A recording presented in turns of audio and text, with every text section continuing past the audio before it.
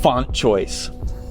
And Todd and Megan, my business partners with the brokerage, will attest to the fact, and our marketing person, Kate, and the video person, Courtney, will attest to a very specific font taste. For example, if you just write documents in Times New Roman like a psycho, I question what's wrong with you. But I'm very particular. I have to get, like, every single document I have, I will change the font to one that pleases me. What fonts would you say please you? Well, Montserrat is a great font right now. It's part of one of the things too you got to think about is Google Docs, Google Sheets. Like, is it a commonly enough found font where you're not going to keep getting into trouble? But that's currently my go-to. Nice. Do you care about fonts at all? A little bit. I like Arial. Arial's fine. Or whatever the spin-off of that is on Apple. I used to do Arial Narrow for a few years. I used to have an annual font. Oh, wow. And I would say like an annual word, only an annual font? Yes, that's right. I would do it. I'd be like, all my documents this year are going to be in Arial Narrow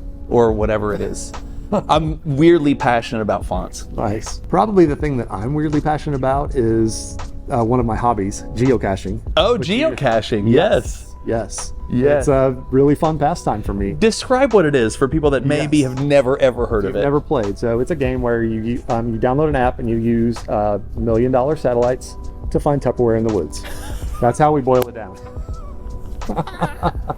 No, you use GPS, and there's a lot of educational, like, tour things you could go on for it. So you might not even find something to sign your name to. It might just be like stops that you make and answer questions. Oh. Or you might go like off of a trail and find like a container that you sign that nobody knows is there except the people that play the game. This is amazing. So it's just like seek and find game.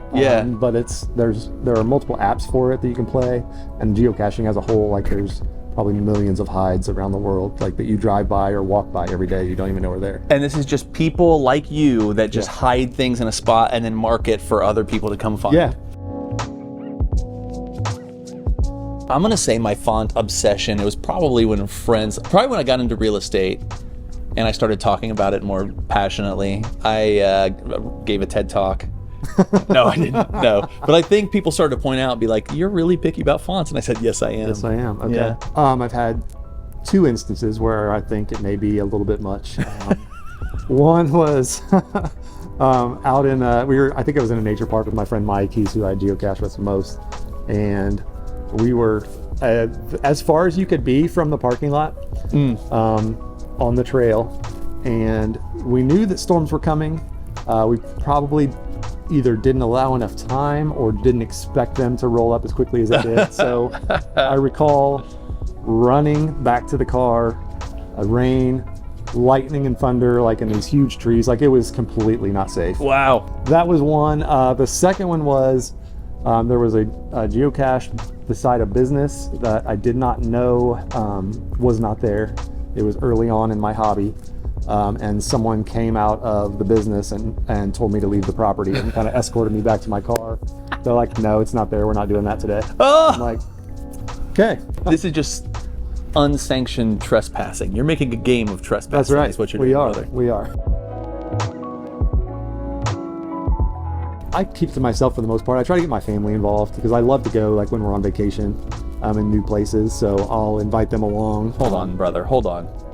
Don't you lead or participate in geocaching groups or meetups or clubs or things like that too? I'll host events, but it's just for other geocachers. It's not to, like, recruit people into the hobby, though.